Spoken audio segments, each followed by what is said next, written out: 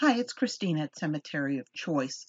Usually my videos that come up talk about specific abortion deaths and what we can learn from them. But today I want to do a live response as I listen to the Equal Rights Institute's discussion of responding to back alley abortion arguments, partly because this is kind of my specialty. So we're going to go through this video together. Equal Rights Institute, as Josh Brahm describes his job, he likes to help pro-lifers be less weird. And let's face it, pro-lifers can be a pretty weird bunch of people and can say some really insensitive and unhelpful things. So I really recommend the Equal Rights Institute articles and videos because they look at the best and worst arguments from both sides. And the philosophy of Equal Rights Institute is that first, before you respond to a pro-choice person, you need to really understand where they're coming from. First of all, because it's the only decent thing to do. If you value every human being as a unique and irreplaceable individual, then that pro-choice person who's talking to you is a unique and valuable individual deserving of your respect.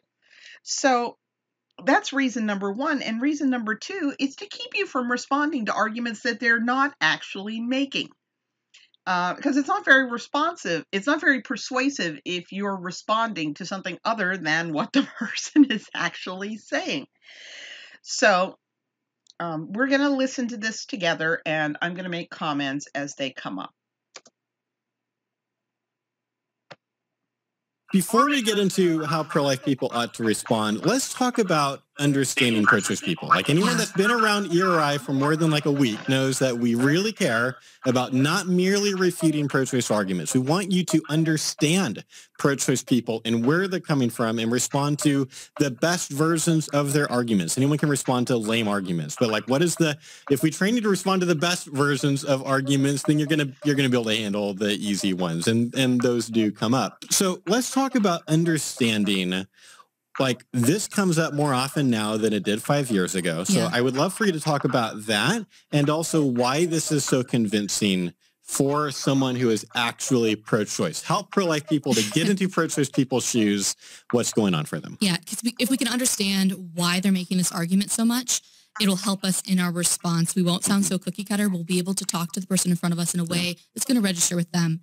It doesn't come as any surprise to me that that video is popular on our YouTube channel. Even the video she's referring to is one that Josh's brother Tim made on his iPhone, where he kind of off the cuff talked about responding to this argument. And it was a really good video. And what I love is Tim and Josh look so much alike. The first time I saw a video of Tim, I thought it was Josh with a different haircut.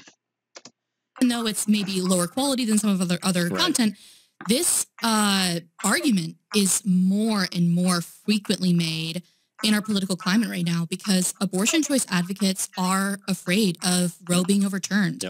Going back to the states, we're going to be battling again like it's the 70s. And I think people are going to feel that way when they hear the headlines and they see Donald Trump in office talking about abortion. Like it really is a concern at the front of their minds. We're going to be going back to how it was. Okay, something I want to bring up here, and I'm going to provide a link below. I often point out that I make a huge distinction between your ordinary pro-choice person and the abortion rights movement and the abortion lobby. And their interests are not meshed like this. Your typical pro-choice person is concerned about the woman first and foremost. By and large, there are some differences, but the primary thing is that if the woman thinks that an abortion is best for her, they want her to be able to achieve that safely. Now, that's very different from the abortion lobby. And as I've spoken recently, I think it's because of the intersectionality, where they become so focused on the group, which is this global women and their decision that access to abortion is beneficial to women, that the individual woman walking into the abortion clinic doesn't really matter to them. She's kind of grist for the abortion mill. She can be sacrificed in order to maintain that access that is beneficial to women as a group. And I think part of the reason the abortion lobby is talking so much about return to back alley abortions is that this is a horrible thing to say, but I think it's true. They are trying to generate a corpse. And we saw this when the Hyde Amendment was being voted on and when it went into effect. And I'm going to provide a link below about how that played out, which is basically what they're doing is they are planting the idea in vulnerable women's minds that if they get pregnant and abortion is not readily available at your neighborhood clinic, that you should just reach for the rustiest coat hanger in the closet and ream yourself out. They don't want women to know that there are pro-life pregnancy centers that they can go to get help avoiding the abortion. And they don't even publicize things like abortion funds. There are charities that provide funds for the abortion, transportation, places for women to stay when they're out of town having an abortion. They don't talk about those because they don't want women to know, because if women know, they will avail themselves of those and you won't have your corpse. And that's what happened with Rosie Jimenez in McAllen, Texas, when the Hyde Amendment was passed. Her doctor, her cousins, everybody told her, no more freebies. You can't get any more free abortions. They did not tell her that Planned Parenthood provided abortions on a sliding scale based on income, and the amount that Rosie would have paid for a legal abortion at a Planned Parenthood was only $5 more than the illegal abortion she went and had with a midwife who was doing illegal abortions in McAllen. And I honestly think they didn't set specifically Rosie up to die, but they set things up so that they would have a dead woman. Okay? And that's what's happening now. They are getting everything in place so that they will get their dead woman that they need to push through their agenda. Right. Abortion is going to be criminalized. What is that going to look like for our future? And if you pay attention to some of the abortion industry leaders, they are starting more and more to talk about self-induced abortion. Yeah. Unfortunately, we see sometimes they prioritize abortion access over women's safety already, even in states and areas where it's totally legal. They sometimes are making the wrong priorities. So back alley abortion arguments are going to be coming up a lot. Okay, she talks about the wrong priorities, and that is something that I really get on. They will know that a particular clinic or a particular doctor is dangerous, and they will still refer women there, and they will still block efforts to close these clinics down. I call this the Compton Carr effect after Janice Compton Carr of the Florida Abortion Council. The Miami Herald did an expose of a clinic called Dadeland that was just deplorable. It was dirty. They were selling abortions to women who only thought they were pregnant. This was before home pregnancy tests were common. They were botching abortions. A woman died. And officials were trying to put some regulations and laws into place that would shut down places like Dadeland. And Ms. Compton Carr was a spokesman for the newly formed Florida Abortion Council that worked to block those laws, successfully worked to block those laws. And she said, in my gut, I am completely aghast at what goes on in that place, being Dadeland, but I staunchly oppose anything that would correct the situation in law. Okay? You need to really grasp the degree to which they are willing to tolerate the most appalling quackery. It's astonishing. Once you wrap your head around that, you will never hear anything that comes out of an abortion rights leader's mouth again. Again, I'm not talking about your ordinary pro-choice people. I am talking about people who do this for a living. A lot more in your conversations, more than they already have. And why is this argument so convincing to the everyday person? Right. Even people who really don't like abortion, abortion makes them morally uncomfortable. Why are they so inclined to lean into this thinking when they're asked about abortion? Well, it's an emotionally appealing argument insofar as we already connect with that woman. And people nowadays, they may or may not know which people in their life have had abortions. But if they know someone who's had an abortion, they're going to think about, well, what if my sister wouldn't have been able to have a safe abortion? Maybe she would have died from it. What would that look like for my daughter in the future? And so they're thinking about people that they love getting hurt. So again, this is something that the professional abortion activists use to manipulate people. They don't want you to think about what happens to you or your sister or your wife or your friend or your daughter if she walks into someplace like Kermit Gosnell's clinic or someplace like Dadeland or someplace like Douglas Carpen's clinic. They don't want you to think about that.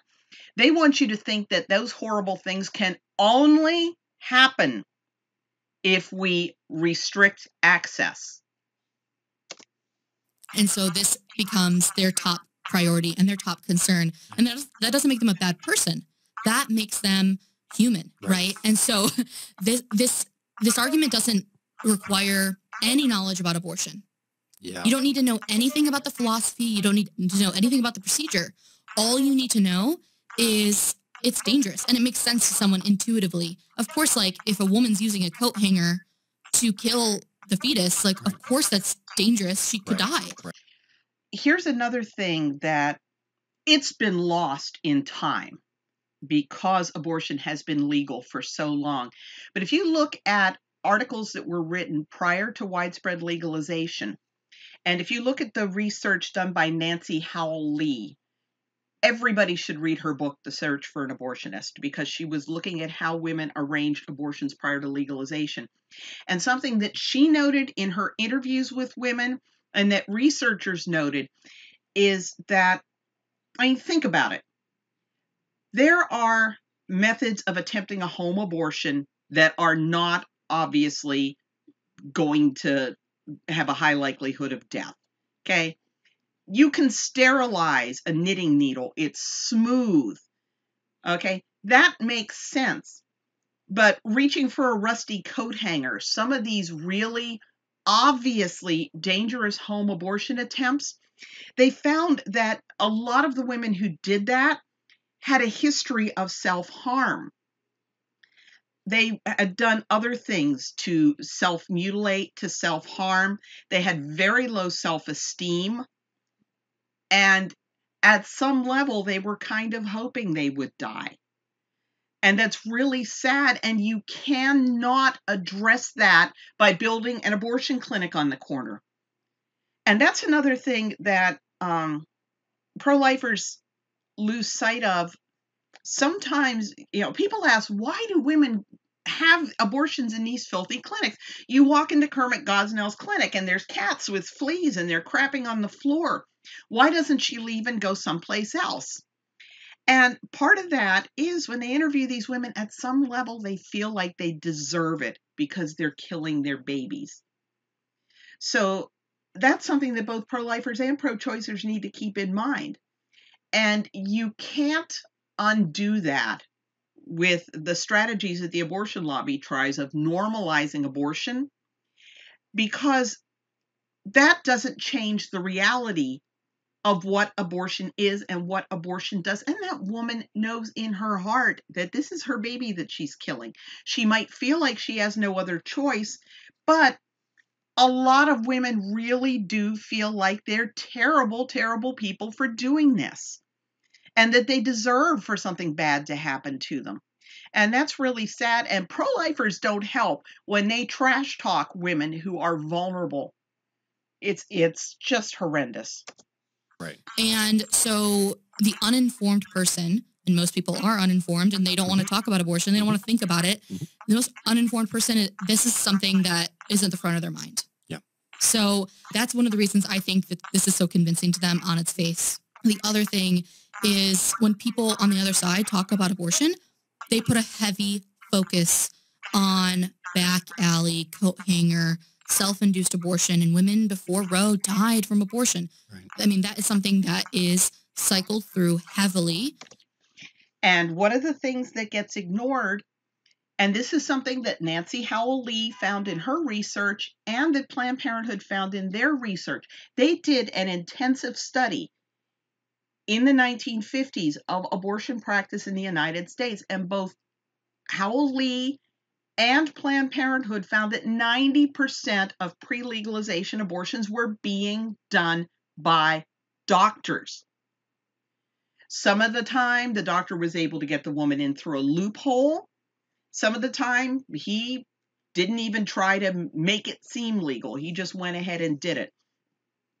And the remainder, a lot of them were nurses and midwives, veterinarians, dentists, people with medical training, people who knew how to sterilize their instruments, often people who had access to medications, and a lot of lay abortionists even who had no formal medical training were trained by doctors who provided them with instruments and who provided them with backup so that if the woman suffered a complication, they had a doctor on hand that they could take her to.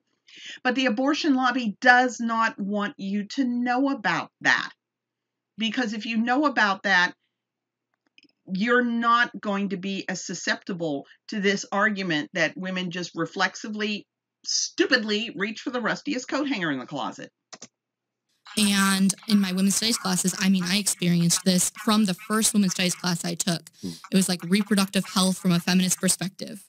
And we had to get this special textbook that wasn't sold in any of the bookstores on campus, by the way. Like, it wasn't sold in, you couldn't find it at the library. We had to special order it from a feminist bookstore, which whenever I think about feminist bookstore, I think about that show where they have the feminist bookstore skit. You know what I'm talking about? Have you seen this? Is that the Portlandia? Portlandia, yeah.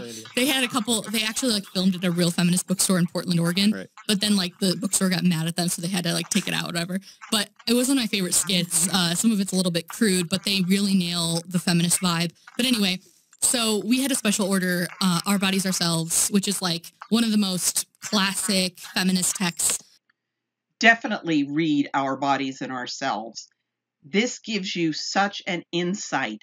Some of the stuff in this book is praising these home abortion parties that I've talked about, where they had the Harvey Carman, who had killed a woman doing an abortion on her in a motel room in the 1950s, invented this method where they take these huge syringes and a cannula and they insert it into the uterus and they just use hand suction to empty the uterus. And Our Bodies and Ourselves actually advocated these home abortion parties where women would get together once a month and just empty each other's uteruses without even bothering to find out if they were pregnant or not. And also, two of the pro-choice stories that were praised in the edition that I have, these were held up as examples of an admirable way to make an abortion decision. One woman got pregnant unexpectedly, but she was happy about it. And she wanted to have her baby, and she was ready to welcome her baby. And her friends came to her, and they said that she needed to assert her will. And because she did not get pregnant intentionally, having the baby would be a self-betrayal, because she would be letting that fetus decide when she had a baby instead of deciding it for herself. And she went ahead and had the abortion. And this was held up as an example of how women were supposed to treat their friends when they had an unexpected pregnancy. They were to badger them into aborting even if they were glad and wanted to have their baby. And another example they brought up was a family where the mother got pregnant and they had a meeting with the children. And they talked about, well, if I have this baby, we won't be able to afford as many ski trips. You won't be able to get new bicycles every year. And, we aren't going to have enough bedrooms for everybody to have their own bedroom. And let's take a vote. And 2 of the 3 children voted for the abortion. And the third child cried and said, please don't kill the baby. The baby can have my bedroom, and I'll sleep on the floor if I have to. And I don't want to go skiing, and I don't want a new bike. I don't want any of those things. Please don't kill the baby. But they told that child, well, you've been voted down, and the mother had an abortion. And this book held that up as an admirable way to make an abortion decision, to involve your children in a vote and then override the child that is crying and pleading for her sibling's life. That's how radical this book is. Read it. And so they brought them in, and I remember like getting the textbook and being like, okay, I'm going to read this. How am I going to feel about it? There's a lot of things in that book that are upsetting. I still have it. And I was looking through it while we were preparing for this episode, because I was reflecting back on how we were taught about pre-Roe abortion in the United States in my class. And in the textbook, it taught in the abortion section, there are no diagrams of abortion. I mean, this is an early intro class. It's not one of the medical classes. So there's no like abortion procedure instruction. It's more about the politics and about like Jane, which was like an undercover like system for abortions back in the day, and different things. And one of the things that's in the textbook is an image. And it's an image of a woman who died from self-induced abortion. It's very graphic. And it's interesting that they're using that image of, in their minds, an abortion victim, right? They're excluding one of the victims here. There's no picture of the baby, right? But they're putting that graphic image in for a reason, because it burns into your mind and you don't forget it. The picture that she's referring to is Geraldine Santoro. And her boyfriend, her married lover, performed the abortion. He borrowed a medical textbook from a friend at work, and she suffered an air embolism, and he just left her dead in a motel room. And it is a very shocking picture. But it also, number one, is not representative of abortion deaths. If you read through the Cemetery of Choice, you'll find again and again and again who was performing these illegal abortions. Doctor, nurse, midwife, doctor, doctor, doctor, nurse, midwife, nurse, midwife, nurse, midwife, doctor. And occasionally you'll get a self-induced or a lay abortionist.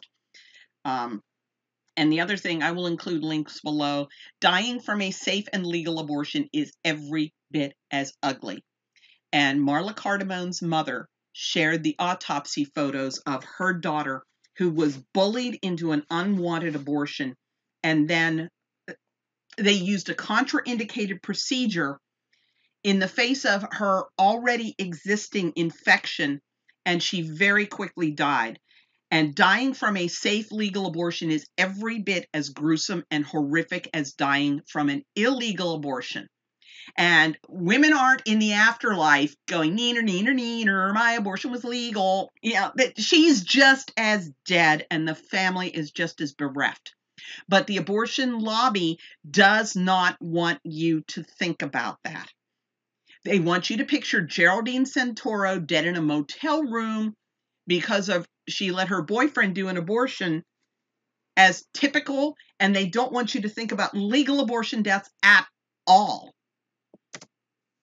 Yeah. So if you're a pro-life person who uses abortion images in your dialogues, which I think you should, and we talk about how we do that here at ERI, I would encourage you to take the time to look at these images too and reflect on them, because there are things about my pro-life stance that make me really feel sick.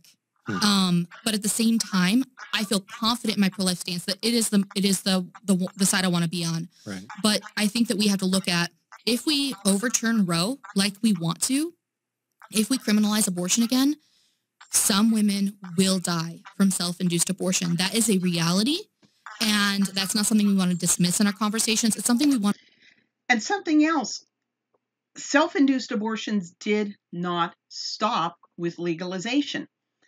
And these amateur abortions did not stop with legalization. When I was at Life Dynamics, We did a database run in California looking for abortion deaths, and we found a woman who was a systems analyst for a defense contractor. So this was not some poor, ignorant woman. This was an educated woman who had an appointment for a legal abortion at a clinic, but for some reason, before the appointment, she let her boyfriend attempt a home abortion with a piece of aquarium tubing. This was in the legal era.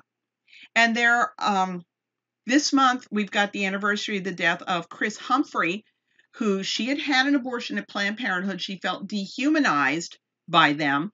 So when she got pregnant again, she found a recipe for a pennyroyal abortion, which she kept upping the dose and upping the dose and upping the dose, and she wasn't aborting because she had an ectopic pregnancy. And there was another woman whose name I forget in Colorado who died from a pennyroyal abortion.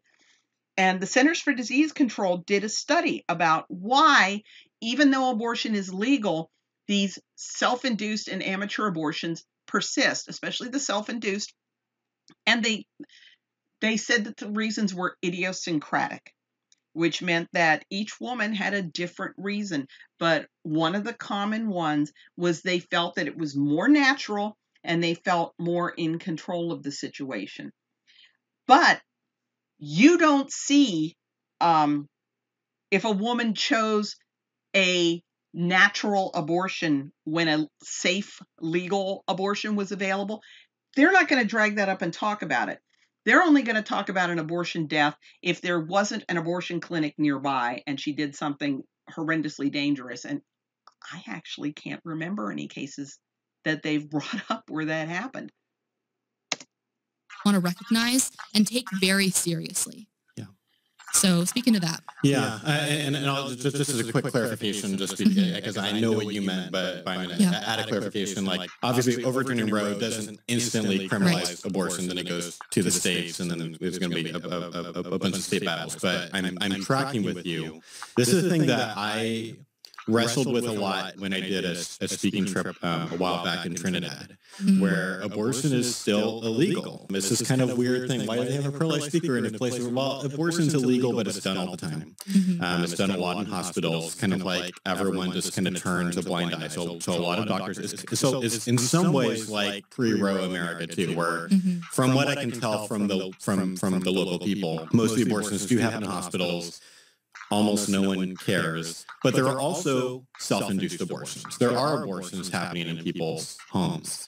And so I wrestled with that, like driving through, sometimes or being driven through kind of poor villages and just thinking like there might be illegal abortions happening in some of these homes. And what does that mean? And I think this is a thing that I'm glad we're talking about it, because it is so odd to pro-choice people when they're talking to a pro-life person that is clearly not reflected on this. Like, you think of that, and we've talked about this before, that viral video that this pro-choice guy made like a long time ago, just like had his little, like probably one of the early phone cameras.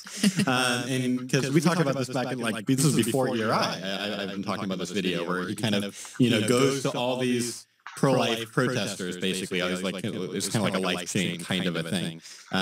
In Chicago, it's Eric Seidler's group. They're doing like an abortion protest. And it's like asking all these people, how long should women go to jail if abortion becomes legal? And basically almost no one had, not just a good answer, it was almost like most of them hadn't even thought about it before. And that was so weird to him and a lot of the people watching. So I think there's something similar here. If you haven't reflected on what will likely happen, at least to some extent, if abortion becomes illegal, you seem so obtuse. It's like you kind of fulfill what pro-choice people believe about pro-lifers already, that you don't care about women. There's a book that I recommend that everybody read, and I can't remember what it's called. But what it was talking about what to do if abortion is recriminalized.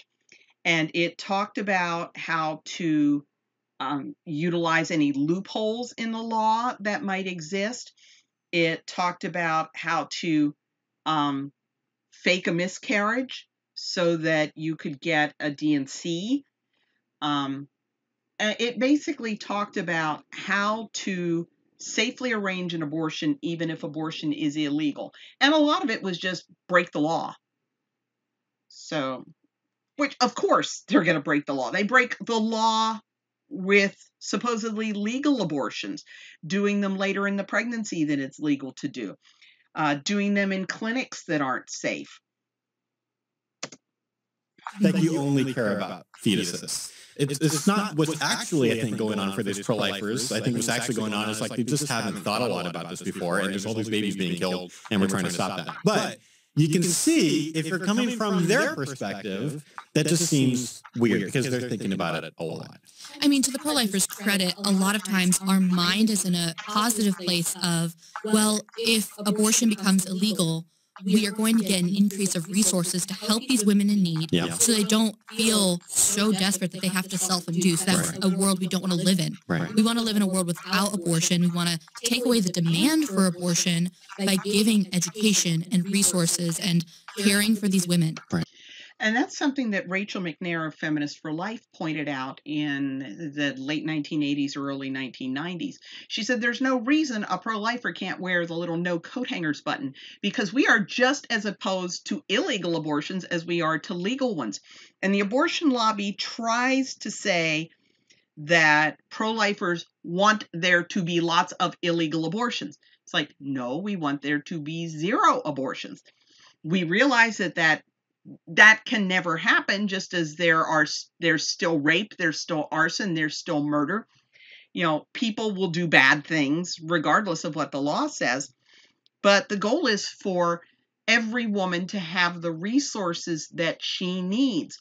The goal is that the only women ever having abortions are those who are fully aware that it's killing a baby. They want that baby dead, and they're willing to go to all the trouble to break the law to arrange it. In other words, the women that, I hate to say deserve it, it's more like the ones that there's nothing you can do that would dissuade them. They don't care if there's resources available to them. They don't care that this is a baby. They just don't care. They're going to do it. They are going to have abortions regardless of what resources you have available, regardless of what kind of help you're willing to offer them, regardless of any information you make available to them. Legal or illegal, those women are still going to arrange abortion somehow. But the women who are ambivalent, the women who they don't want to do this, but they see no other choice, those women will respond when you make resources available to them. So it's not that we're wanting women to go for illegal abortions instead. We want them to avoid abortion entirely. And we put our own money on the line for these women. There was a woman in Florida who approached the pro-lifer outside the clinic, approached her. And she said that she was having an abortion because she already had some children. Her mortgage was in arrears. She was facing foreclosure. And she was going to be homeless with these small children. And the idea of also being pregnant and perhaps still being homeless with a newborn was just more than she could cope with. And the pro-lifer said, give us a little time. And they contacted a pregnancy center in town that would take care of the funds that was earmarked for this woman so that they could verify that this was going to her mortgage, this was going to her bills, and then there was actually money left over. We raised enough money to prevent her from becoming homeless, get her bills caught up, get her financially stable, then provided her with financial counseling to address the problem that had gotten her mortgage into arrears to begin with. And that is our dream for every abortion vulnerable woman, that whatever it is that's making her feel like abortion is her only choice, we get that out of the way for her. And giving them what they actually are looking for. And most women are not desiring that abortion. They wish they could have, that baby or choose a loving family for that baby or whatever else is going on. And so I think sometimes that's where their head's at. Yeah. And the pro-choice person is like, get real, be practical. Like, you really think no one's going to self-induce? Yeah. What do you think should happen to them?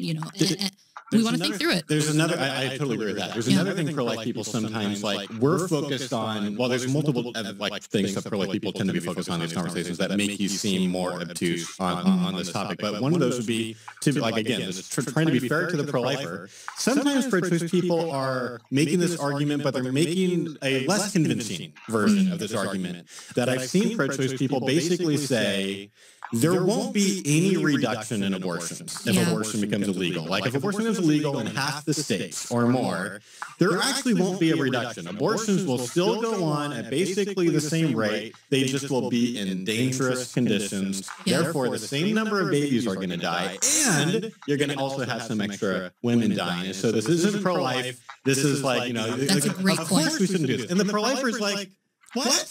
Right. You get real. Like really? Like, and I mean, if you look at the abortion statistics before, abortion went up roughly 10 times in a year after Roe versus Wade, which tells me there were a lot of women at the time that were morally willing to have an abortion and were not having an illegal one, and then began having legal ones once it was legal. And so never say that abortion is going to be reduced to zero. Like, there is no evil thing that will ever get reduced to zero. That's not the point. We want to reduce it as much as possible. We want it to be unthinkable. We want it to be the way we think of slavery now. We want it, like, when we talk about abolishing abortion, that's what we mean. Bingo. But at the same time, again, pro-life people need to understand there are consequences of making something illegal, and we have to wrestle with that, and you have to understand that is where this person is coming from. And if you're going to respond at all persuasively to them, you've got to be responding directly to the thing they care about, not just the thing they're saying, but what is actually emotionally going on for them. We also have to look at the fact that, and I had this naive thought too, pro-lifers think, as I thought, well, when abortion's illegal, if an abortionist hurts a woman, he goes to jail. And in my research into criminal abortion deaths, I found out that this isn't the case. They can get away with killing one woman after the other, after the other, after the other, and still be free. And like, share, and subscribe. I want to do more research into why that was. But I think the main factor, as I'm looking at it, it's just like with the Gosnell case. It's how vigorous were the officials? Did they feel like, and I can see two reasons for kind of blowing off abortion deaths. One is the callous, well, she was killing her baby, she deserved what she got. And the other is, well, she wasn't hurting anybody, it was an accident, he was trying to help. And again, it's that access at any cost mentality that we have to keep in mind. There are, just as there are people right now who will send women to seedy abortion clinics that are operating apparently legally, that attitude that a dangerous abortion performed by a quack in a filthy clinic is still better than no abortion at all. Whereas we consider no abortion at all to be a positive thing. Yes, and another thing that I hear brought up a lot is, well, what about women who have miscarriages? Are you going to investigate every miscarriage? Right. And we talk about that in the, like, should women be prosecuted if abortion becomes illegal? We talk about how that might be handled. We also talk about another podcast where we took a closer look. I think it was El Salvador, maybe it was Argentina. I think it was El Salvador. Yeah, right. There was like a video. There's like this viral video that, like, Now This had made, and then we kind of analyzed it. Yeah, we analyzed it because it goes into these cases of these women who have been sent to prison for supposed miscarriages. So we talk through that. The episode is number 37, responding to pro-choice propaganda. Right. So that might give you a little spoiler alert of what we thought about that video. But I think be aware of that concern, and that's legitimate. We should have a way to respond to it. And if that's not something you thought through, you should think more about that. How's a reasonable way to both protect the unborn child, but also not investigate every grieving family who's just had a miscarriage?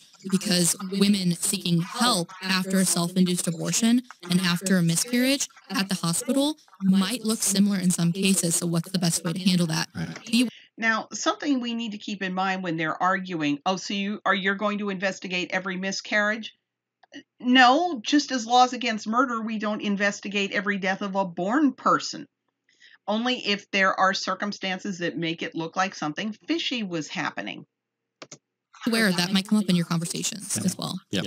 So I want to talk about like how, going off of that, how do we respond well when someone brings up back alley abortion? So do you want to start us off? So, well, because we've got several points we want to make, but I think I want to start with what not to do. Okay. We will talk about like how this looks later on, because we're not going to say don't ever do this. I'm going to say never start with this argument. And it's the argument that a lot of pro-life people who've been around the stuff, around the facts and logic, like they want to start here, do not start with statistics. We're going to talk about, in this podcast, about the history of this argument. We're going to talk about what was actually going on pre-Roe and how dangerous it was and how, spoiler alert, pro-choice people were knowingly lying. We're knowingly exaggerating about this. We will get into that. I'm just saying, don't start there. It's so tempting. I get it. It is. I've been there, okay? So, like, a lot of the stuff that we're going to get into then, like, I was able to pull because I collected all of this stuff from a speech I used to give. I didn't give it that many times.